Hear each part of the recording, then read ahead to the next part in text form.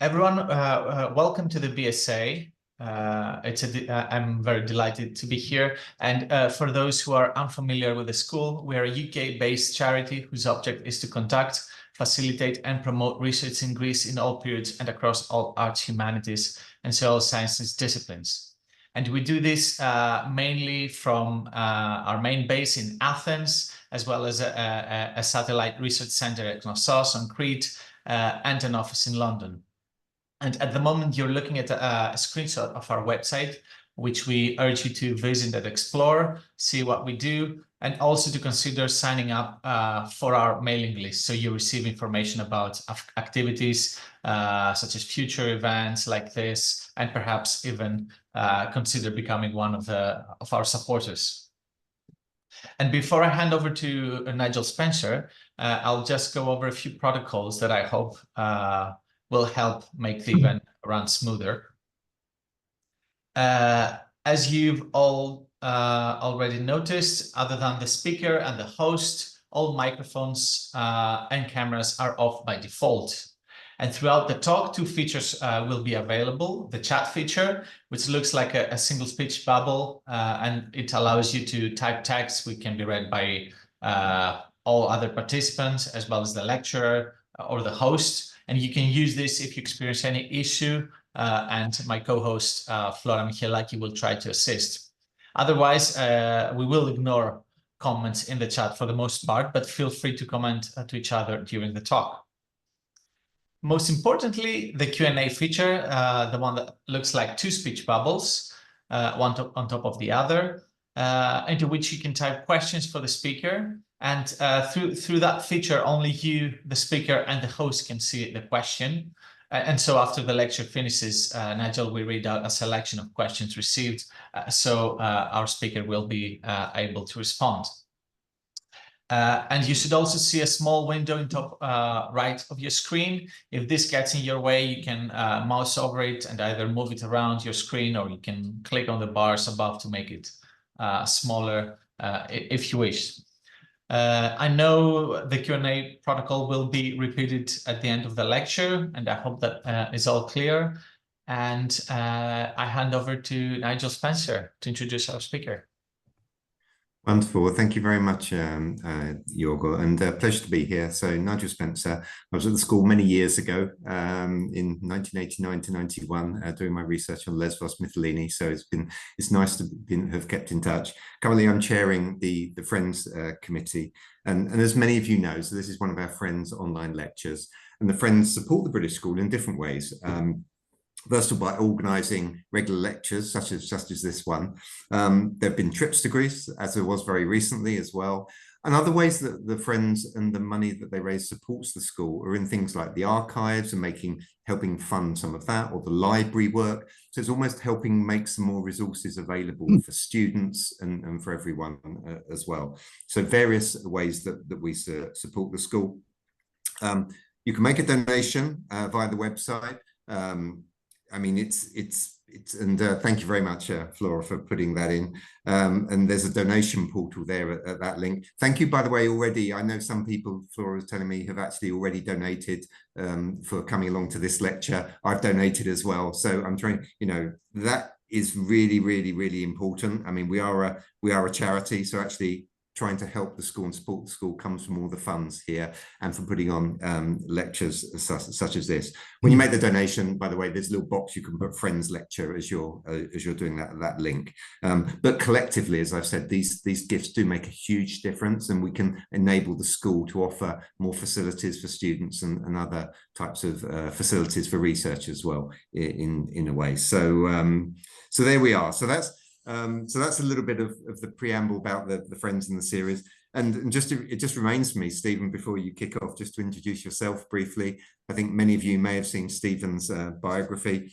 Stephen's an independent Edward Lear researcher, certainly one of my favourite artists whenever I've been in the school and in Greece. And Stephen specialises especially in Lear's original landscape drawings. And he's published papers around this, around his travels in Crete, for example. And this is one of the areas, of course, we're going to be focusing on today. And Stephen's also been looking more widely at Lear's work as well, including, interestingly, things like his studio practice too. So Stephen looks at many aspects of Lear's work. And Stephen, I'll hand over in a minute. The title is there, 19th Century Travellers in Crete. I know you're going to take us through some very interesting issues, such as how Crete perhaps was very different in certain periods of the 19th century, how the different travellers here, not just Lear, but also Pashley and Spratt, and their different interests, and look at them for us in chronological order. But yeah, Stephen, I mean, without further ado, I was just going to hand over, and just to say as well to everyone who's dialing in, I know Stephen wanted me to say he's just been struggling a little bit with his voice in the last week or so. So Stephen's daughter Beverly is very kindly sitting with him in case there's any need of vocal support. But anyway, but Beverly, thank you very much for that as well. So without further ado, I'll put myself on mute and Stephen, let you carry on and share your slides. And as Yorgos said, please feel free to add questions as we're going along, and then we'll wrap those all together at the end. So Stephen, over to you, and thank you very much indeed. Nigel, thanks for your introduction, and I hope my voice will maintain, but as you've heard, there is a standby. Edward Lear visited Crete for a few weeks in the spring of 1864, and originally I intended this paper to focus on his travels, with hopefully some relevance to the BSA visit to Eastern Crete, which took place only last month. But I then recognised that Lear based himself in Hania and never reached the east. He did get to Heraklion, then called Megalakustron, as part of a circuit of Mount Ida. However, two other 19th century travellers, Robert Pashley and Captain Thomas Spratt, did travel over much more of the island than Lear. And Spratt in particular explored the east in some detail, sending 2 sarcophagi back to the British Museum from Ierapetra. Spratt's travels were a few years before Lear's, but Pashley predated both by some 2 to 3 decades. So here you'll see our 3 characters. They were all born early in the 19th century, but Pashley only lived to 54, and his visit to Crete in 1834 was when he was still quite a young man. He published over 600 pages in 1837, shortly afterwards. Spratt had a much longer life and actually died in the same year as Lear, and he visited Crete early in the 1850s, interrupted by the Crimean War, and then back in the early 60s. I shall be giving much more biographical detail about both of them. Travels and Researches in Crete was published in 2 volumes, also over 600 pages, in 1865. Finally, Lear himself, which, as Nigel said, is my main specialist interest, got to Crete only for about 5 or 6 weeks in 1864. He did intend to publish, as he had done on Calabria in Italy and Albania and northern Greece previously, but never got round to it, unfortunately, his Cretan journey. However, fortunately for us, Rowena Fowler, who's a good friend, wrote back in 1984, Edward Lear, a Cretan journal, having transcribed his diaries at Houghton Library in Harvard.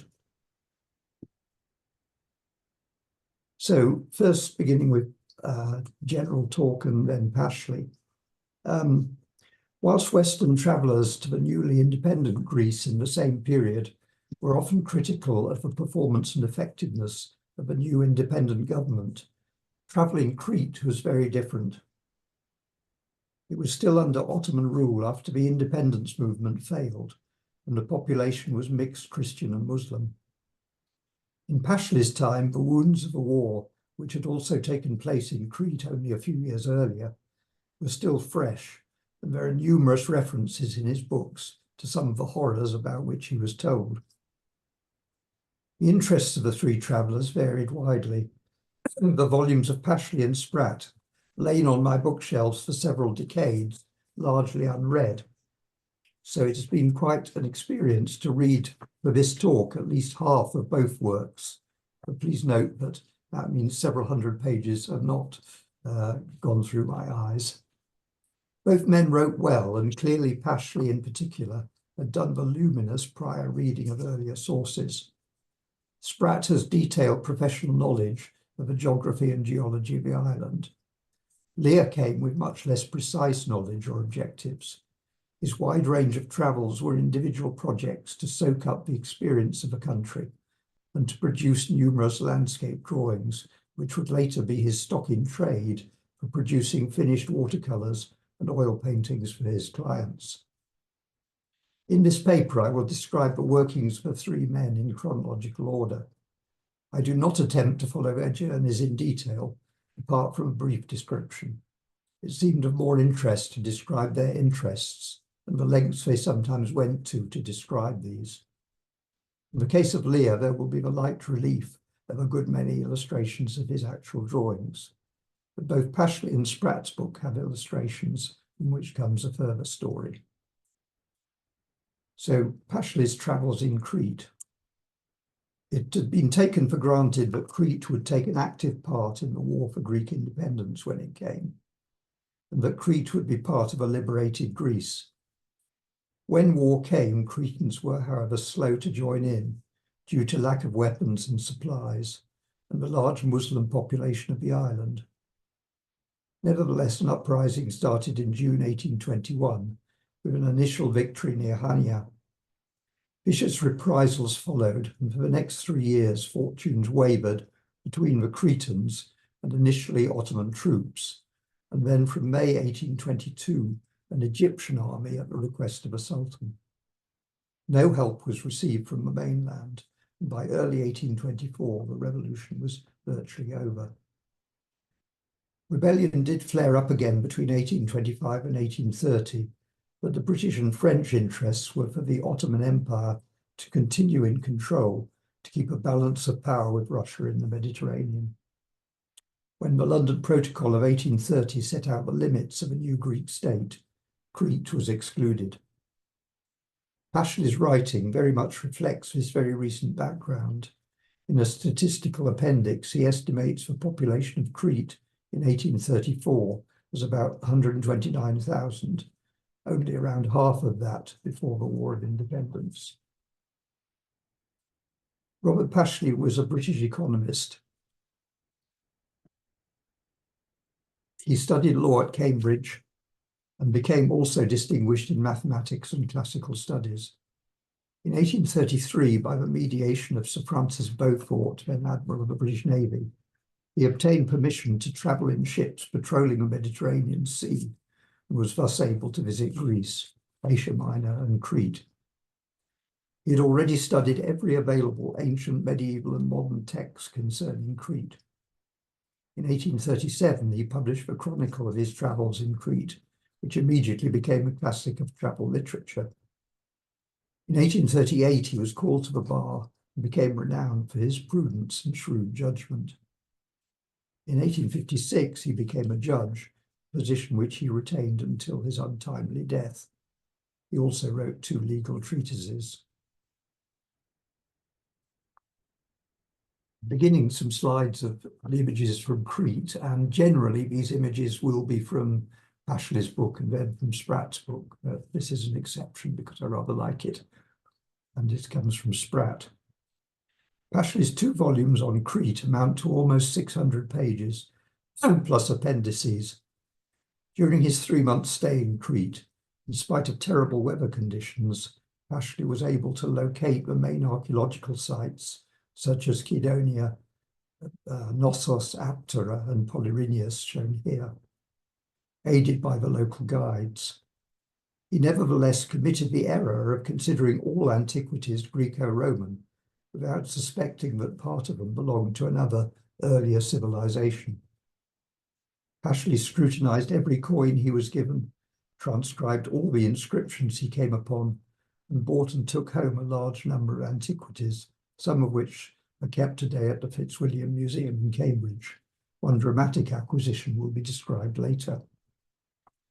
As, aside from modern languages, Pashley knew Greek as well as Latin, he was able to converse with the locals and even attempted to learn the Cretan dialect.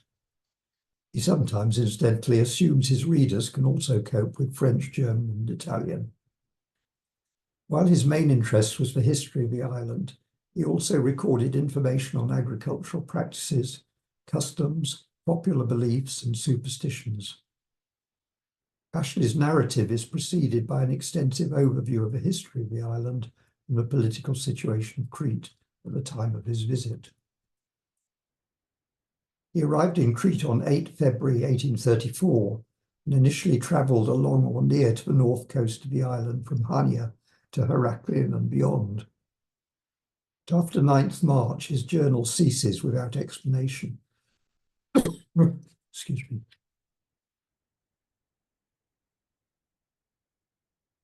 And only restarts on 26 March at Irapatra on the south coast.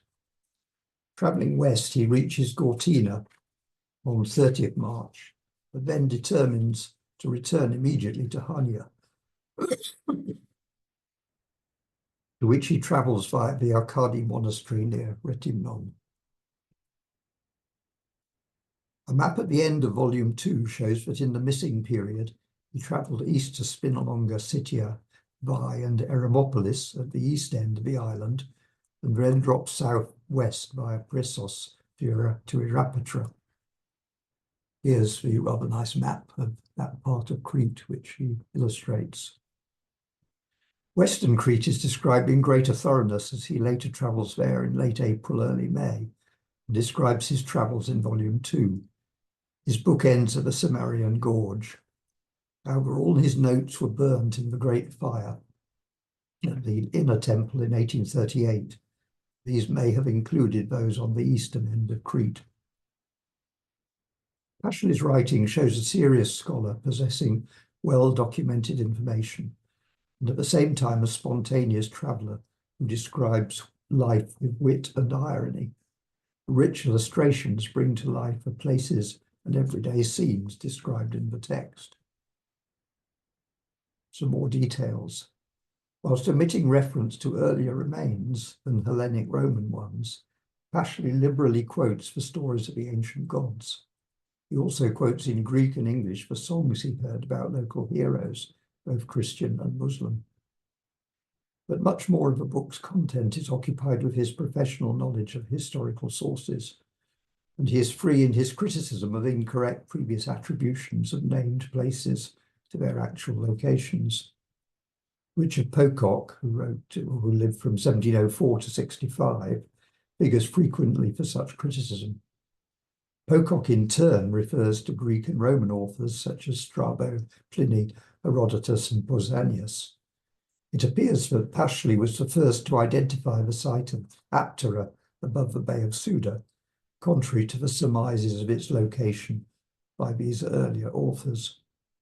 He can spend pages trawling up all the evidence for his findings, both in correcting with logic what has been written and by visiting the sites personally. He had to have with him a Turkish accompanier, and is very uncomplimentary about the first of these he had. I quote, "My stupid Turk knew neither the road nor anything else." He was equally scathing at the quality of the British consuls he came across on the island. France appointed a real Frenchman. Britain, a Levantine born in Malta, who had been a slave in Barbary, with Italian and Greek, but no English. Again, quote, "They are without independence of character and are really a disgrace to our flag." The size of Pashley's party on his travels seems undefined. At one point he refers to "my artist." This was Antonio Schranz, 1801 to 1865, a member of a well-known artist family based in Malta with origins in Germany. Antonio was the second son of Anton Schranz, who had established a Maltese base. Pashley must have heard of Antonio by reputation, and his works, some of which you've seen, are a good representation of the 19th century topographic tradition. Oddly perhaps, however, only 10 of his works engraved on stone appear in the books. There are numerous other wood engravings, but these are not attributed. Odder still is that some of the 10 are attributed to H. Schranz rather than A, though there is no member of the family within that initial. One of Schrantz's works illustrated is that of a Melidoni cave. 10 pages of volume 1 are devoted to Pashley's description of a massacre of some 300 Cretans who had taken refuge in the cave in the early 1820s. Muslim forces at first tried to seal up the entrance, but without effect. They then created a fire whose fumes asphyxiated all those sheltering there. Pashley meets some of those who had lost relatives and is permitted to venture deep into the cave, which he describes in detail. He has an ear for such descriptions of events, and in many parts of his book recounts both kindnesses and atrocities of which he has been told. At the same time, he, like Spratt a few years later, had the acquisitive mind of an antiquarian collector. The last paragraph of volume 1 states, quote, April 2nd to April 20th, during this period, I remained stationary in the city of Hania, only visiting a few places in its immediate neighbourhood. I was sufficiently occupied every day in examining and making extracts from the archives of the French consulate. I found that the fragments of a sarcophagus lately found at Arbai had arrived at Hania and were deposited in a sort of hayloft belonging to Signor Capogrosso, the English consul. The first chapter of volume 2 begins with a further statue Pashley had found and acquired at Apsara. He then goes on to describe the Arbai sarcophagus in detail. And you see it here with, in fact, the Fitzwilliam Museum website reference, if you want to take a screenshot, where there's much more detail. Pashley put together the fragments found and discovered that several gaps remained. Before he left Crete, he had therefore arranged for further excavations and had the satisfaction of obtaining 5 additional fragments. Quotes, the sarcophagus was rendered almost as perfect as when it came from the chisel of the artist. On arrival in England, the sarcophagus was given to Cambridge's Fitzwilliam Museum. The museum website has an excellent set of photographs of a sculpted detail of the triumphal return of Dionysus, about 101 to 200 AD, the whole thing weighing 1.4 tons.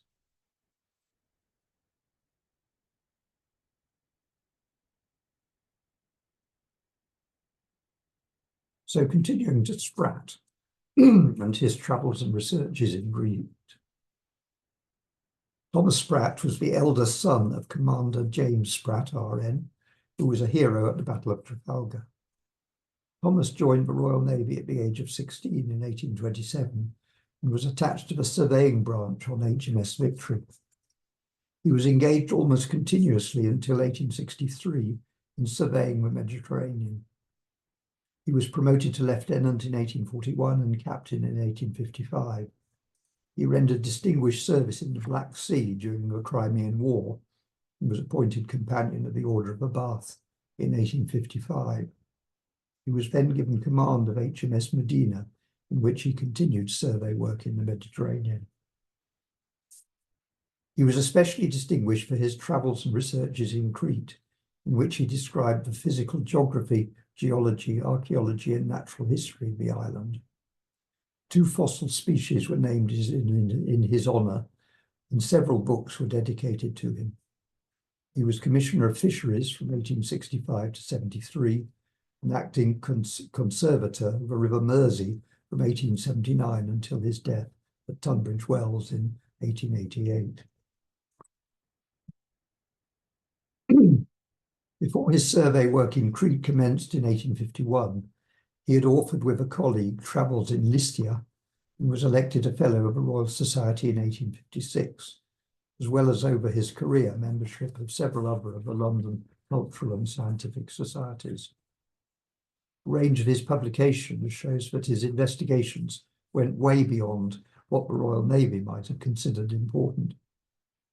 Travels and researches in Crete, for example, includes research and speculation about remains of ancient sites, including Gnossus, spelled Gnossus, and he refers to sources from Plutarch via Tournefort, whom he described as the quaint but celebrated botanist and traveller. He commiserates on having arrived a month too late in the Cretan mountains have been able to see the wonderful spring flowering. In his introduction to the Cretan volumes, he pays generous tribute to his team of officers who took part in the various surveys. The maps of Crete generated were used by the Admiralty long before the publication of the books in 1865, and an abbreviated version is attached to the back covers, and I'll be showing it later. So first a bit about Spratt's coverage of Crete and comments on the War of Independence. Volume 1 commences on the summit of Mount Ida, a view from here, the highest mountain in Crete.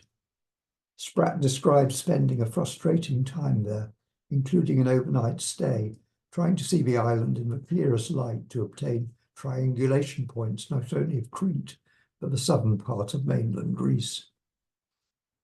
In chapter 2, he states as his purpose, quotes, "The erudite but incomplete book of travels by Pashley will no doubt do much better with the classic traveller and scholar. And although we tread different paths in this respect, some may find my volume useful to them in the parts I shall dwell upon and describe, as a simple guidebook to an interesting island and to a little known though interesting people." The narrative follows a roughly clockwise route from Heraklion to the east of the island, round the south coast to Gortina, and then up to Rethymnon. Then he follows an anti-clockwise journey from Hania, round the west and southwest coasts to Stakia and Frango Castello, ending on the island of Gavdos. He says, quotes, "We shall be amidst the relics which tell of the power, wealth, and civilization of the past, of the cultivated race of Cretans 20 and 30 centuries ago, so pre-Hellenic, and sometimes amidst vestiges which too truly tell of a modern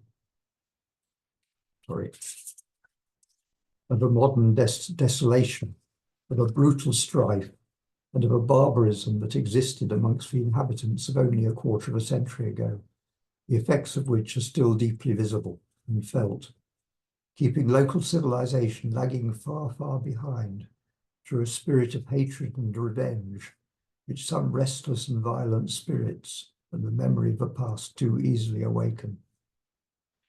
Begun no doubt for a noble cause, for freedom, for liberty, but without being prepared for it, and without knowing freedom's best weapon and power, it was commenced, continued, and ended with needless and heedless barbarity and cruelty, both on the part of oppressed and oppressor. It became in consequence a war of retaliation between religions and races, and by sword, famine, and diseases half depopulated the island, planting misery and sorrow in every feeling heart, and disease and poverty in almost every Cretan family, and thereby threw it back fully half a century in prosperity, in wealth and civilization. Although Spratt does not make as many references to the 1820s war as Pashley, he comments later that there had been a coming together of the two creeds over time, but that the revolutionary demonstration of the Greeks in 1859 has greatly interrupted it and supplanted growing confidence by mistrust and hatred. He considers that on the whole, there are few people in the Levant at the present time more free or independent or less taxed and oppressed than the Greek community in Crete. Spratt estimates the Cretan population at the time of his visits as around 210,000, made up of 160,000 rural and 35,000 in the three main towns. He believes that Pashley's estimate of 130,000, a quarter of a century earlier, is credible. Spratt's two volumes contain over 650 pages plus lengthy appendices. He too had an illustrator, a J. Schrantz, presumably from the same artistic family, but Spratt himself did on-site sketches, which Schrantz then converted into views suitable for engraving.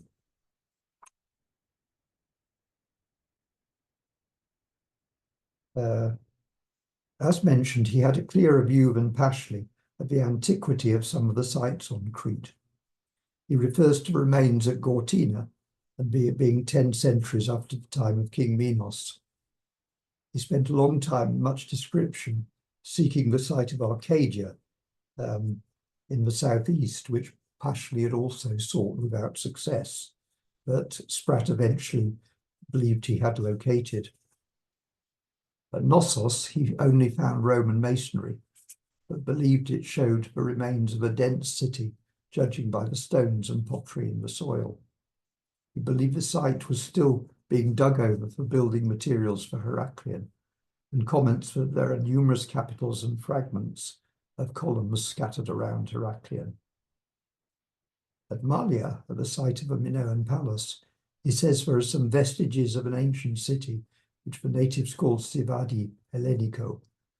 He says that the remains include portions of Cyclopean terraces or walls and a massive platform about 95 feet square, formed of large slabs of limestone, which must have supported or been the approach to a temple.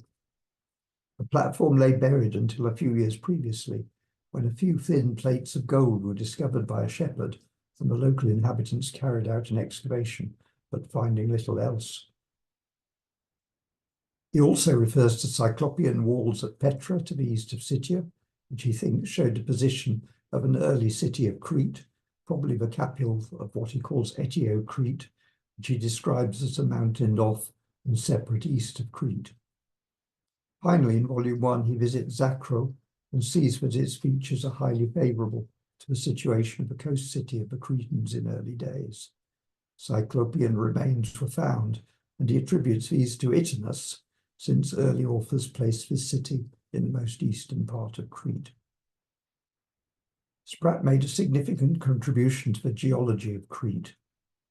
Although in his description of Zakro in his book he does not mention the drop in land levels which have occurred in the east of the island, Spratt is responsible for first recording the rising of a west end of Crete in historic times. He wrote to his friend Colonel William Leake on the 18th September 1853, after some of his early survey work in Crete. Quotes, "I made an interesting discovery in the western part of the island, viz. That it has been subject to a series of elevations amounting at the maximum to 24 feet 6 inches. On going to Phalasana, I looked for its ancient port, mentioned by Scylax, and in the Stadeasmus as the Emporium, but I could find no artificial work in the sea. There is, however, a long ledge of rocks, or rather an islet, which lies off it, helping to form a natural but not artificial harbour. This satisfied me in part, till on examining the ruins, I saw in the plain a square place enclosed by walls and towers, more massive and solid than those of a city. You can see it on this plan in the middle. I was instantly impressed for several reasons, that here was the ancient port, or artificial port, although fully 200 yards from the sea and nearly 20 feet above it. My first idea was that the ancients had a means of hauling their vessels into it as a dry dock, but at last the coast elevation was unencumbered, and on measuring the sea mark at its upper level here, I found that the bed of this ancient port is now 3 or 4 feet below that level. This letter was read out to the Royal Geographical Society in March 1854 and subsequently published in its journal. Spratt later wrote to the geologist Sir Charles Lyell in 1856. Fearing you may be impressed with the idea that the eastern end of Crete had gone down as much as the west, I am induced to write a line to rectify it, if so, and to state that movements in the eastern half of the island have neither been as great nor apparently as uniform as the western movement. Both are subsequent to the historic period, and the evidences are in both instances indicated by the elevation or partial submergences of some ancient Greek building or city." End of quotes. The tectonic displacement has subsequently been dated to the 5th century AD. The slide you see on the screen is back to Phalasana, of course, showing more sketch the sea levels. Spratt had quite a lot of other interests. He took a keen interest in the people he observed on his travels. In Volume 1, there is a remarkable 14-page description of sponge fishing on the east coast of Crete. He, like other authors, complains of mosquito attacks and With his antiquarian interests, he emulated Pashley. It came to his knowledge that two sculptured sarcophagi had been found near the theatre in Erapatra. He informed the trustees of the British Museum, who bought them from the Greek family in whose property they had been found. Spratt's ship, the Medina, took on the cargo between December 1860 and January 1861 with considerable labour and difficulty. The largest weighed nearly 7 tons, and a special pier had to be built. 3 sides are sculpted with the life of Achilles. Detailed descriptions of both sarcophagi are on the British Museum's website, and again, screenshot will give you the reference to that. So I'm now moving on to Edward Lear, my final subject. Here he took some painting tuition from Holman Hunt, the pre-Raphaelite, and here he is by Holman Hunt in 1857, just a few years before his travels in Crete. He was born in 1812. Sometime between 1828 and 1830, he began to earn his living by drawing birds and helped with illustrations from illustrations of ornithology. He began work on a book of his own on parrots when he was 18 and partially published it with the cooperation of the New Zoological Gardens in London. From that beginning and its further developments at Knowsley in Lancashire, where he illustrated animals and birds in the menagerie of Lord Derby, he gained contacts who would later become patrons and buyers of his art. He moved to landscape drawing and to travels widely in Europe and also to the Middle East and to India, to oil painting and sideways to limerick writing for children and their parents, and later to major poems like The Dong with the Luminous Nose and The Courtship of a Yongi Bongi Beau. The Owl and the Pussycat is obviously probably the most famous to everybody. Here you'll see his travels in some detail. In the 1840s, he'd been in Italy, in various places in Italy, and eventually published a book on southern Calabria. Then he first got to Greece in 1848-49, in Egypt, 1854, and he was 3 times in Egypt in his career. Went to also over northern Greece, you see, in 1856 and 1857, Palestine and Syria with some quite frightening experiences in Palestine, Italy, back in the Ionian Islands, and finally Crete in 1864 before some further travels in Egypt and India and Ceylon.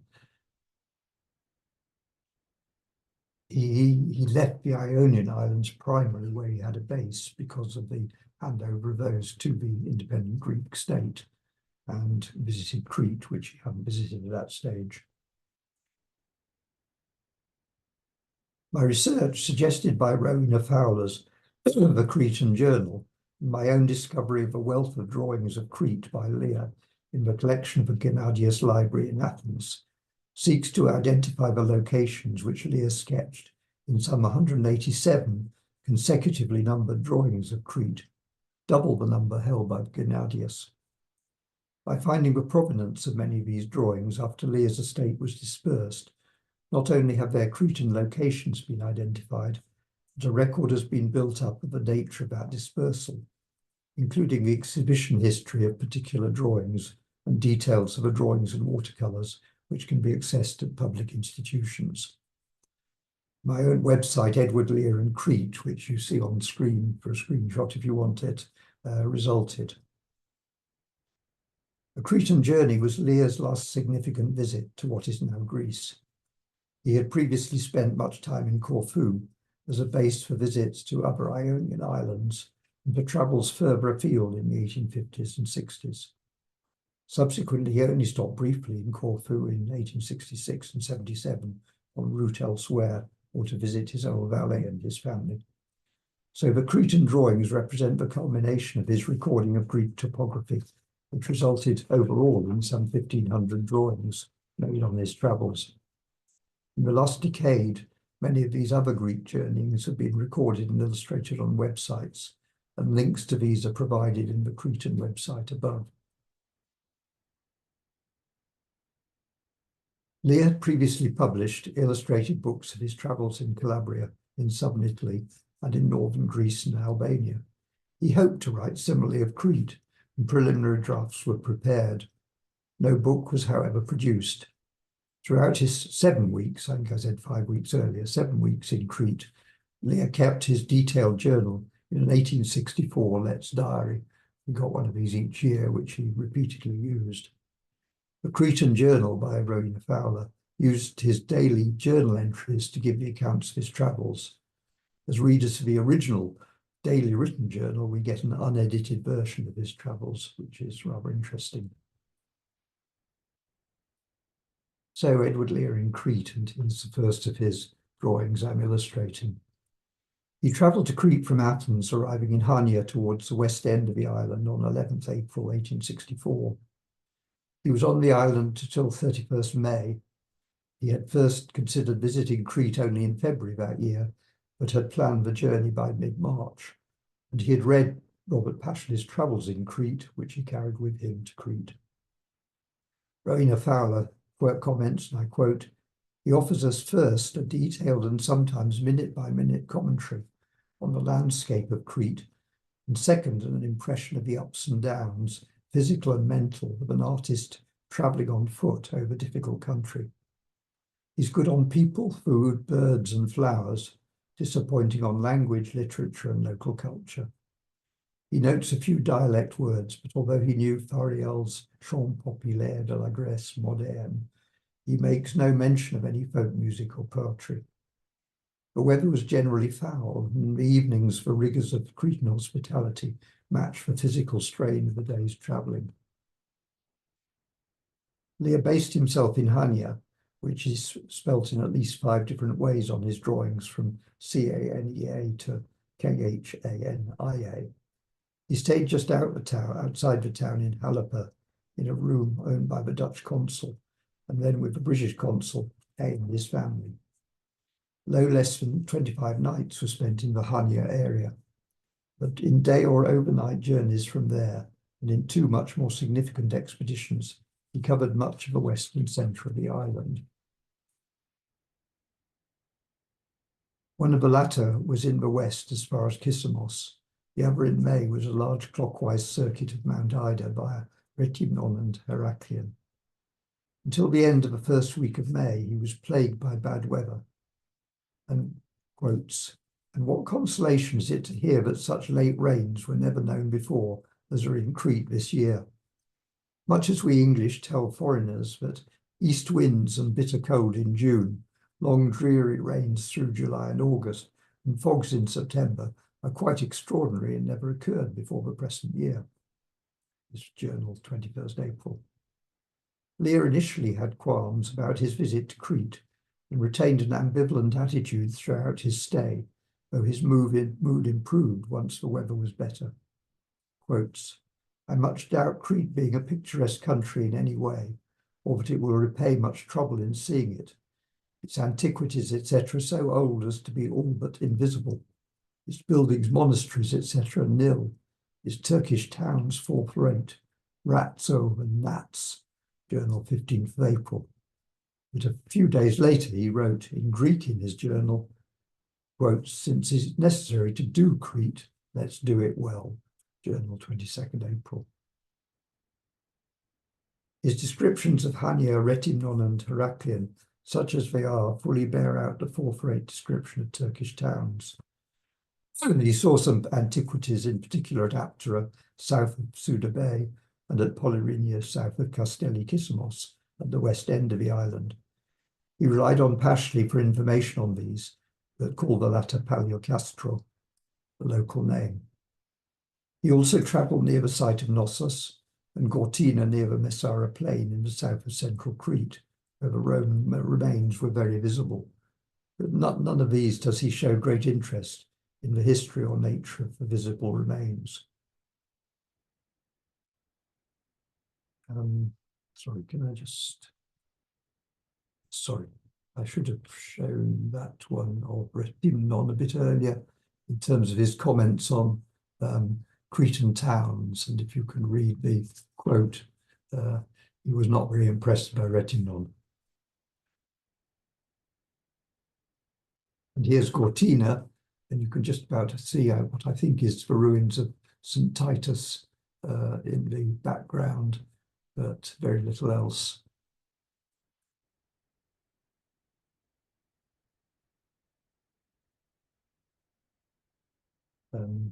Sorry, just need to find where I am.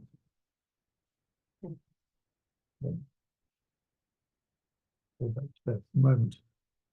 Of the monasteries and monks, he is less scathing than he had been of Mount Athos on his visit in 1856. He wrote to his friend Chichester Fortescue about Athos that, in quotes, so gloomy, so shockingly unnatural, so lonely, so lying, so unatonably odious, seems to me all the atmosphere of such monkery. He approached the monasteries he visited in Crete with some suspicion, but then responded in terms of his own perception of each abbot or huguenus. In the Akrotiri near Hania, he visited Agia Triada and Agia Ioannis Guberneto, and the ruined monastery at Catolico, illustrated here. Then came Gonia Monastery on the Rhodopos Peninsula, and later in his travels Asamartos and Arkadi monasteries in central Crete, near to Mount Ida. I visited Catolico, as you can see here, and there you can get an image of the likeness of the actual landscape, probably from very close to where Lear sat down to draw. He had intended to stay at Asamartos Monastery in the Amari Valley on the 19th of May, but as the abbot disappeared and he was not impressed, after a long walk already that day and despite some disagreement from his companions, he went on to Arkadi, where he was well received. He liked the hegumenos Gabriel, who was, quotes, a man of the world, very jolly and pleasant. Rowena Fowler adds, quotes, only 2 years after Lear's visit to the monastery of Arkadi, it was to go up in smoke, and with it his host, the abbot Gabriel Marinakis, during the most renowned and violent of the island's uprisings. Besieged by the forces of Mustafa Pasha, the Cretan insurgents in the monastery put a light to their powder magazine, choosing to kill themselves and the enemy rather than surrender. It is said that Gabriel himself gave the fateful order. As Lear's travelling progressed, particularly after 9th May, when he left Retinon for Heraklion by ship, for his longest expedition through central Crete until the 20th of May, Mount Ida, the highest mountain in Crete, became something of an obsession. He was always anxious to find good views of it to sketch, but constantly disappointed by cloud or by bad vantage points. Ida always covered, quotes, Ida always covered, the truth being that she is unwilling to have comparisons made by a distinguished landscape painter. And at Arkadi, Ida, quotes, Ida would be lovely and the whole seemed delightful, but cloud stopped all. Thankfully for his artistic ambitions for a visit to Crete, at last an overnight visit to Frey, south of Hania, in his last week, he achieved excellent views of Ida, both in the evening and early morning. Here you see the evening with Mount Ida to the right in the distance, and here in the early morning even more clearly. In quotes, the view of Ida is by far the best I have yet seen and truly fine. Never till now have I had much respect for Ida, a dreamlike vast pile of pale pink and lilac, with endless gradations and widths of distance, and the long curve of sands from Retimnon hills to Armiro. He had hoped to get to Sfakia in the south and also perhaps to Salino in the southwest, but after the good Ida views, he abandoned the idea, thinking Sfakian mountains would be an anticlimax. It's somewhat odd that, despite the time he spent in the western Hania, he pays little attention to the white mountains above Sfakia and looming to his south. Only on 29th May, 2 days before his departure, does he acknowledge, quotes, the Sfakian mountains, though now almost snowless, are very grand. The rigours of Cretan hospitality, both food and sleeping conditions, feature strongly in the journal and marred his enjoyment of many an evening and night. Generally, he and George, his valet and cook, provided for themselves and other travelling companions a good lunch and picnic with wine, and insisted on a midday doze under an olive tree or somewhere else pleasant. After normal early rising between 4 and 5 a.m. and some very long journeys, the need for this was clear. But evenings depended totally on the host and the quality of his accommodation. Hosts were often a bore, and the nights could be a significant trial. Quotes, "One was glad, fleas, flies, bugs, ants, swallows, silkworms, dogs, cats, and cocks considered, to rise at 3:30. Lear kept his sense of humour. 3 new things I have done, never before in all my life. First, to drink wine out of a candlestick. Second, to sup on snails. Third, to walk for 2 hours on the tops of houses." Journal, 16th of May. George, his valet's incredible patience and forbearance, at least as recorded in the journal, were essential for this. Quotes, "It must be said George's attention and activity are the greatest comforts. George's good humour is always a blessing." At one stage, Lear's acknowledgement of what he owed becomes real as he cuts George's toenails, quotes, thereby saving the Suliot much pain and trouble. There is an intimate link between Lear's journal and the large number of drawings he produced whilst in Crete. Of the drawings of which details have been found, his journal records when he made the drawing in some 90 of the cases. Excuse me.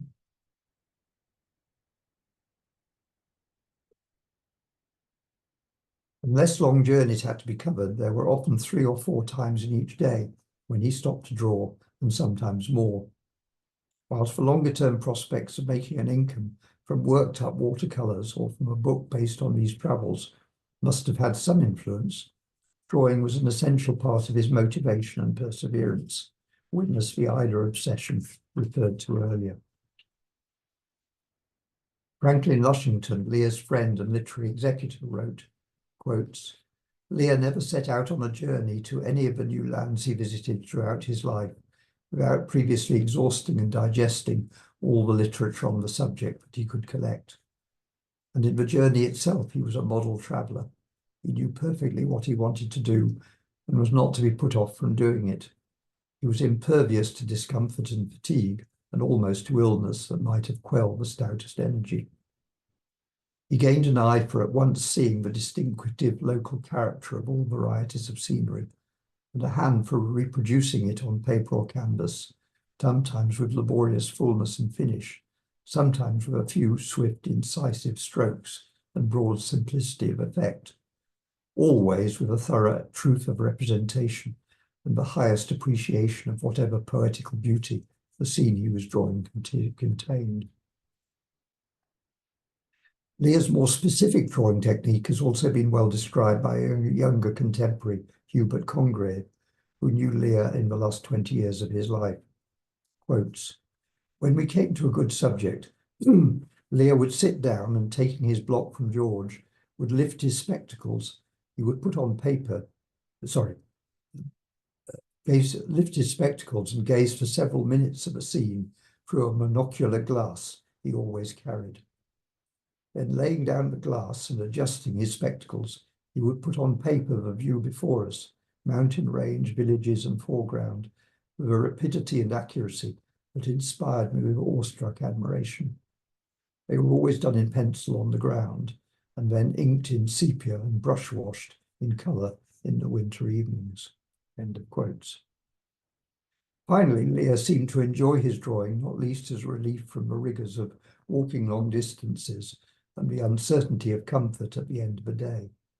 Often drawings are annotated with idiosyncratic notes to himself, in quotes, frogs, FROGGS, many nightingales and asses, that is to say donkeys, all in Greek script and mixture of English and Greek language.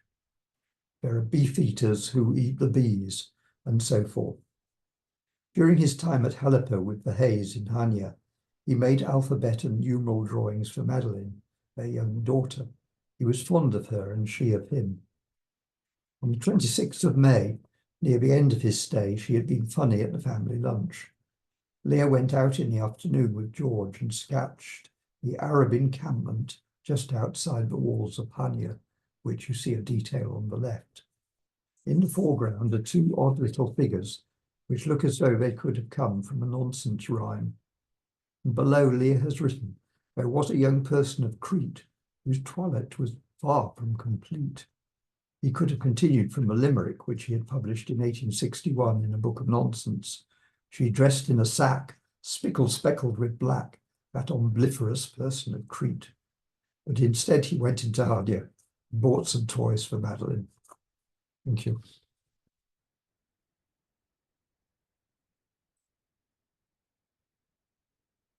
Wonderful. Well, thank you very much indeed, Stephen, for such a rich picture that you painted, and certainly I learned a heck of a lot in the sense of, you know, the picture that those three travelers and illustrate artists and you know, visitors to Crete have left us with all the whether it's ranging from society or geomorphology or you know, all the different aspects as you've taken us through. Absolutely fascinating. And also the element that often we hear about the mainland, as you say, in this period, but actually hearing about Crete and the slight differences in terms of the period of the revolution as well, which is very interesting too. So many interesting things. Let me just see if there are any. I can't see any. I can't see. Oh, well, there's some very kind thanks. Thank you, Susan, and thank you, Patricia, as well. In terms of saying thank you in the chat, I can't see any immediate questions, and I'm conscious probably we've got 2 or 3 minutes left, Stephen, to the top of the hour. I mean, the only thing, I mean, one question I was going to ask actually was about his, and I know you studied his studio practice, was the bit you just ended on actually. So you answered my question, because I've always been curious about the watercolor aspect and how did the drawings become the watercolors and things like that. Well, it's very interesting, and I've done a whole website which you can find a reference to in the Greek website. Fabulous.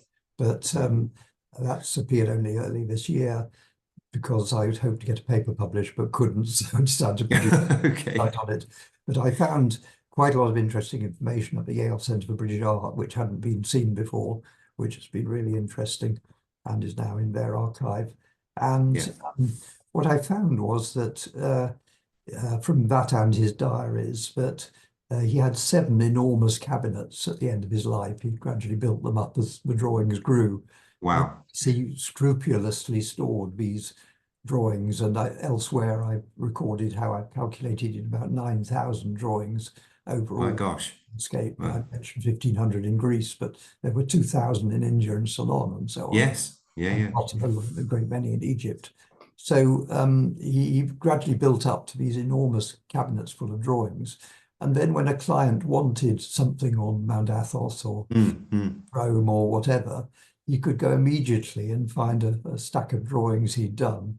And if a client was in his studio, he could show them and they could choose for a watercolor or an I see. Oh, how interesting. Or he could make his own choice. Yes. Oh, how fascinating, Stephen. Thank you very much. That's really interesting. And I wasn't aware of, I knew he'd traveled to many different places, but the breadth of his travels, the slides you showed there was real, you know, real education. So thank you. You know, really interesting to see how determined he was and how broadly he went to so many different places as well. Fascinating. Thank you, Eileen. As you say, very moving references to the rebellion, the damage and division it spawned. Thank you. No, I mean, and also just the thinking of Pashley and Spratt as well, and just the differences, but also, you know, as I say, we're always looking often now, aren't we, at interdisciplinary research. So it's fascinating to hear how these different early travellers spanned all these different areas, whether it was the archaeological finds, whether it was literally the material culture, whether it was looking at being curious about how the harbour now looked and what did that mean in terms of how that had been used in the past as well. So fascinating. Thank you very much indeed. A real pleasure. And thank you everyone for your comments, as well in the chat. Is there another question, Q&A? So the Q&A, thanks, Stephen. We travelled with you, Knossos. How did it fit with John and Karen? that was just the comment there. And Sheila, thank you very much. The watercolorist topped it up. Yeah, no, exactly. All the wonderful illustrations. And thank you for the guidance on your website as well, and where people can find more information. Very helpful too. Marvelous. Okay, well, it's exactly on the hour now. So without further ado, I'll just say just a massive thank you, Stephen, for preparing that for us and for battling with. I know you've been battling with your voice, so thank you very much. Research on Pashley and Spratt, which was new to me. Yes. Well, there you go. Well, no, exactly, and isn't that fascinating how the different focus was as well? In the different areas, the different way that they looked to the world. You've got one who's a lawyer, and they're so multidisciplinary as people as well, which is absolutely fascinating too. But no, a real pleasure. Thank you very much indeed for your time, and everyone who's dialed in. Thank you very much for joining us this afternoon or this evening or this morning, wherever you're dialing in from all around the world, no doubt, in different time zones. And Flora said, put in the chat there, if you do feel able to make a small donation, that's massively valued, because, as I say, being a charity and trying to support the school in any ways we can is always very valued. So thank you very much indeed. And again, Stephen, a real pleasure. Thank you very much as well. And Yorgos, very nice. Thank you for your introduction. Flora, should I just hand back to yourself to close? Yes, thank you very much, Stephen. That was excellent. Thank you. Very good. Okay, well, we'll be in touch about that. Or Flora, you'll be in touch about the next program, no doubt. And wishing everyone a good remainder to their days. Yeah, we'll be in touch very soon. Thank you. Bye all. Bye bye all. Take care, everyone. Stephen, thank you very much, and Beverly too.